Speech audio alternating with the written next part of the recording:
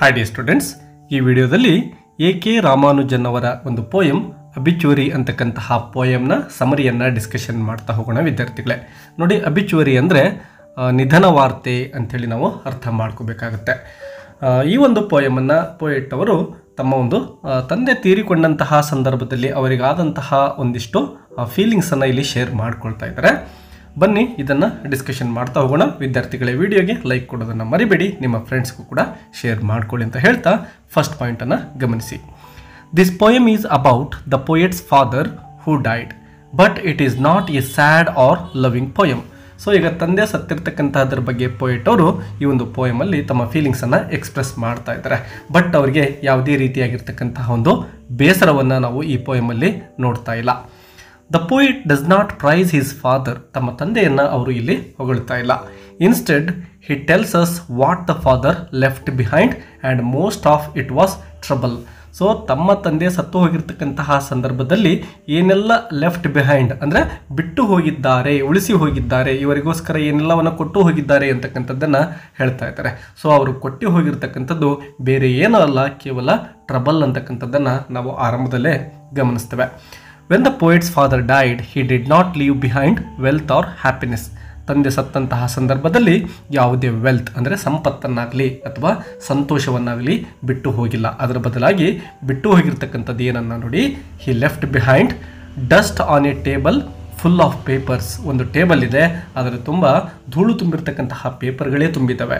ಅದರಲ್ಲಿ ಹೆಚ್ಚು ಪತ್ರಗಳು ನೋಡಿ, debts that still needed to be paid, ಅಂದರೆ ತಾವೇನು ಸಾಲವನ್ನು ಪಡೆದುಕೊಂಡಿರ್ತಾರೋ ಅದರ ಸಾಲ ಪತ್ರಗಳೇ ಅವುಗಳಾಗಿರ್ತವೆ. ಸೊ ಇವರು ಸಾಲವನ್ನು ತೀರಿಸಲಿಕ್ಕೆ ಅಲ್ಲಿ ಸಾಕಷ್ಟು ಡಾಕ್ಯುಮೆಂಟ್ಸ್ಗಳಿದ್ದಾವೆ. Daughters who were not yet married, ಅದರ ಜೊತೆಗೆ ಡಾಟರ್ಸನ್ನು ತಂದೆ ಬಿಟ್ಟು ಹೋಗಿದ್ದಾನೆ, ಇನ್ನೂ ಅವರನ್ನು ಮದುವೆ ಮಾಡಿಕೊಟ್ಟು ಹೋಗಿಲ್ಲ.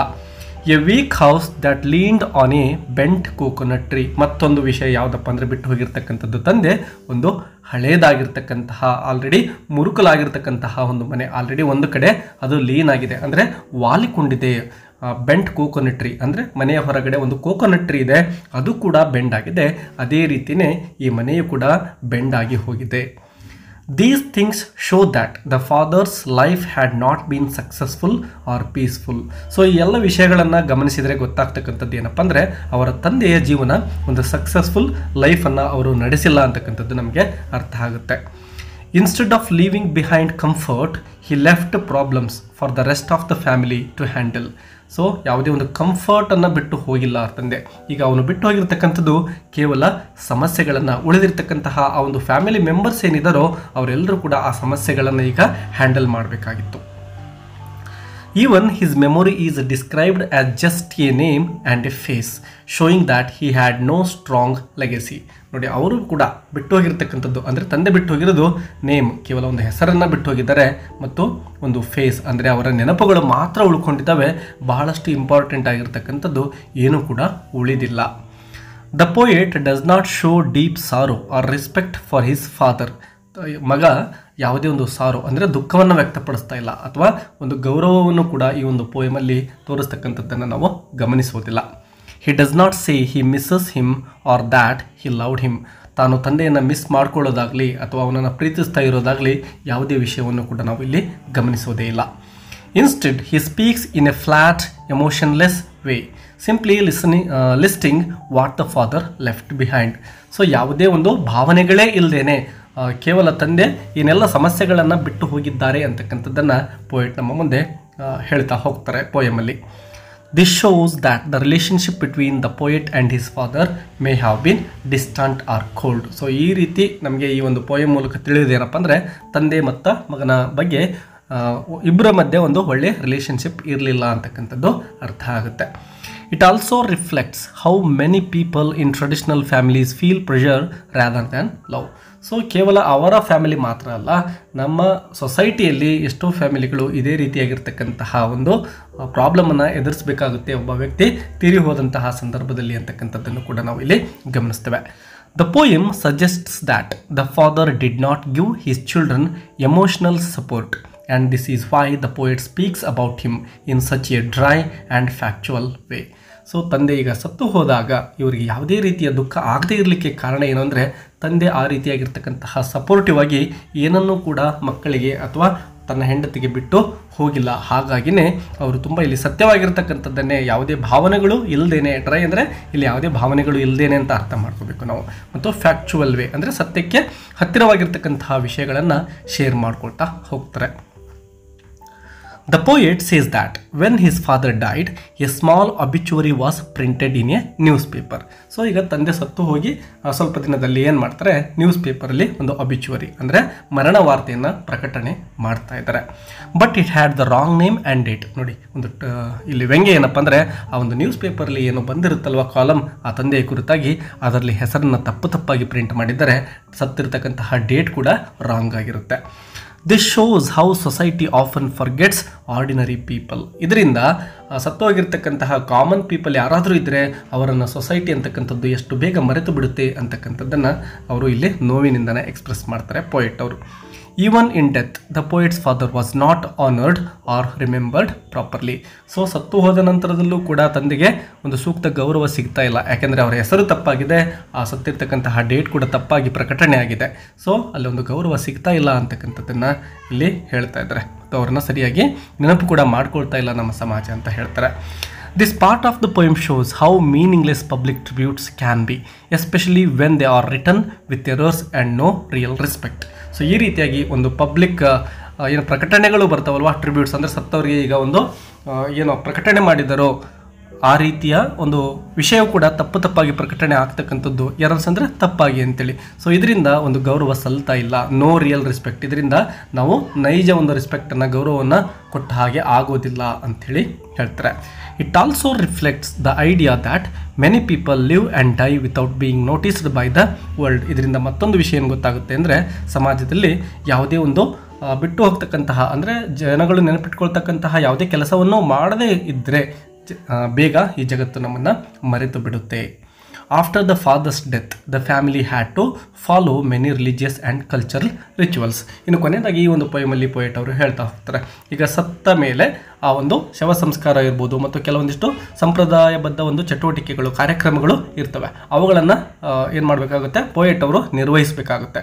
ಸೊ ಅದು ಎಷ್ಟೊಂದು ಕಷ್ಟವನ್ನು ಕೊಡುತ್ತೆ ಫ್ಯಾಮಿಲಿಗೆ ಅಂತಕ್ಕಂಥದ್ದನ್ನು ಅವರು ಹೇಳ್ತಾ ಇದ್ದಾರೆ. The poet says his brothers performed rites. So ಏನೆಲ್ಲ ಕೆಲಸ ಮಾಡಬೇಕಾಗಿತ್ತೋ, ಏನೆಲ್ಲ ಧಾರ್ಮಿಕ ಆ ಒಂದು ಕ್ರಿಯೆಗಳಿದ್ವೋ ಅವೆಲ್ಲವನ್ನು ಮುಗಿಸ್ತಾರೆ. His mother changed and they received some insurance money.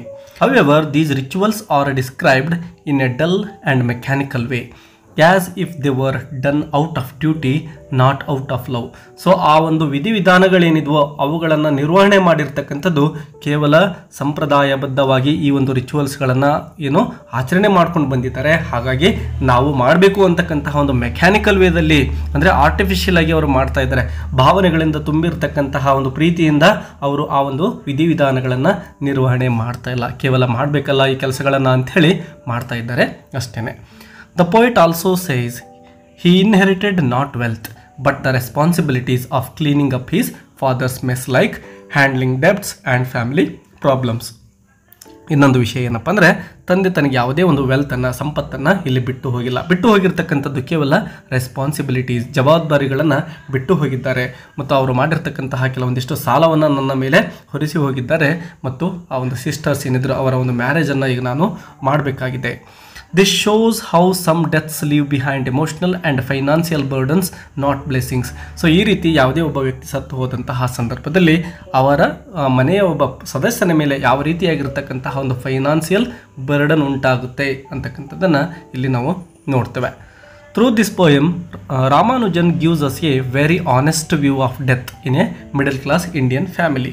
So ಇದು ಕೇವಲ ಪೋಯೆಟ್ ಅವರ ಪರಿಸ್ಥಿತಿ ಮಾತ್ರ ಅಲ್ಲ, ನಮ್ಮ ದೇಶದ ಮಿಡಲ್ ಕ್ಲಾಸ್ ಫ್ಯಾಮಿಲಿಯಲ್ಲಿ ಯಾವುದೇ ಒಂದು ಸಾವಾದಾಗ ಆ ಒಂದು ಫ್ಯಾಮಿಲಿ ಏನೆಲ್ಲ ಸಮಸ್ಯೆಯನ್ನು ಎದುರಿಸಬೇಕಾಗುತ್ತೆ ಅಂತಕ್ಕಂಥದ್ದನ್ನು ತುಂಬ ಆನೆಸ್ಟ್ ಆಗಿ ಈ ಒಂದು ಪೋಯಮಲ್ಲಿ ನಮಗೆ ಪೋಯೆಟ್ ಅವರು ಹೇಳ್ತಾ ಇದ್ದಾರೆ. Obituary tells us that not everyone is remembered with love or pride. So ಸತ್ತು ಹೋಗಿರ್ತಕ್ಕಂತಹ ಎಲ್ಲ ವ್ಯಕ್ತಿಗಳನ್ನು ಕೂಡ ನಾವು ಹೆಮ್ಮೆಯಿಂದ, ಪ್ರೀತಿಯಿಂದ ನೆನಪು ಮಾಡಿಕೊಳ್ಳೋದಿಲ್ಲ. Sometimes people leave behind only unfinished work and emotional distance. ಕೆಲವೊಂದಿಷ್ಟು ಜನ ಅನ್ಫಿನಿಶ್ಡ್ ವರ್ಕ್ ಅಂದರೆ ಕೆಲಸವನ್ನು ಮಾಡಬೇಕಾಗಿರೋದನ್ನು ಮಾಡದೇನೆ ಹಾಗೆ ಬಿಟ್ಟು ಹೋಗಿರ್ತಾರೆ ಮತ್ತು ಅವರು ಕಷ್ಟವನ್ನೇ ಮುಂದೆ ಇಟ್ಟು ಹೋಗ್ತಾರೆ ಅಂತ ಹೇಳ್ತಾರೆ. The poem questions the value of traditions and reminds us that true remembrance comes not from rituals but from love, respect and meaningful actions in life. So ಈ ಒಂದು ಸಂಪ್ರದಾಯಗಳು ಸತ್ತು ಹೋದಂತಹ ವ್ಯಕ್ತಿಯ ಕುರಿತು ಏನು ವಿಧಿವಿಧಾನಗಳನ್ನು ಮಾಡಬೇಕಲ್ವ, ಅವು ಕೂಡ ಆರ್ಟಿಫಿಷಿಯಲ್ ಆಗಿರಬಾರ್ದು, ಅವುಗಳು ಪ್ರೀತಿಯಿಂದ ತುಂಬಿರಬೇಕು. ಆ ರೀತಿ ನಾವು ಬದುಕಬೇಕು. ರೆಸ್ಪೆಕ್ಟ್ ಅಂದರೆ ಗೌರವವನ್ನು ಸಲ್ಲಿಸಬೇಕು, ಮೀನಿಂಗ್ಫುಲ್ ಆಗಿ ಆ ಒಂದು ಕೆಲಸಗಳು ಇರಬೇಕು ಅಂತೇಳಿ ಹೇಳ್ತಾರೆ. In the end, this is not just a poem about one man's death, it is a quiet reflection on how we live, how we are remembered and what we really leave behind. ಒಂದು ಮೆಸೇಜನ್ನು ನಾವು ಇಲ್ಲಿ ಪಡೆದುಕೊಳ್ಬಹುದು. ನಾವು ಬದುಕ್ತಕ್ಕಂತಹ ರೀತಿ ಅಂದರೆ ತುಂಬ ಉತ್ತಮವಾಗಿರಬೇಕು ಅಂದಾಗ ಮಾತ್ರ ಸಮಾಜ ನಮ್ಮನ್ನು ನೆನಪಿಟ್ಕೊಳ್ಳಿಕ್ಕೆ ಸಾಧ್ಯ ಆಗುತ್ತೆ. ಸೊ ನಾವು ಇಲ್ಲಿ ಏನು ಒಳ್ಳೆಯ ಕೆಲಸವನ್ನು ಮಾಡ್ತೇವೋ ಅದು ಮಾತ್ರ ಉಳ್ಕೊಳ್ಳುತ್ತೆ ಅಂತಕ್ಕಂಥದ್ದನ್ನು ನಾವು ಇಲ್ಲಿ ನೆನಪು ಮಾಡ್ಕೋಬೋದು ಈ ಒಂದು ಪೋಯಮ್ ಮೂಲಕ. ಡಿಯರ್ ಸ್ಟೂಡೆಂಟ್ಸ್, ವಿಡಿಯೋ ಹೆಲ್ಪ್ಫುಲ್ ಅನಿಸಿದರೆ ಕಮೆಂಟ್ ಬಾಕ್ಸಲ್ಲಿ ಹೆಲ್ಪ್ಫುಲ್ ಅಂತ ಕಮೆಂಟ್ ಮಾಡಿ, ಮತ್ತು ಬೇರೆ ಯಾವುದಾದ್ರೂ ಲೆಸನ್ ಅಥವಾ ಪೋಯಮ್ನ ಸಮರಿ ಬೇಕು ಅಂದರೆ ಕಮೆಂಟ್ ಬಾಕ್ಸಲ್ಲಿ ಕಮೆಂಟ್ ಮಾಡಿ ವಿದ್ಯಾರ್ಥಿಗಳೇ. ಹಾಗೆ ವಿಡಿಯೋಗೆ ಲೈಕ್ ಮಾಡಿ ಮತ್ತು ನಿಮ್ಮ ಫ್ರೆಂಡ್ಸ್ಗೂ ಕೂಡ ಶೇರ್ ಮಾಡ್ಕೊಳ್ಳಿ. ಮತ್ತೆ ಸಿಗೋಣ. Take care and all the best.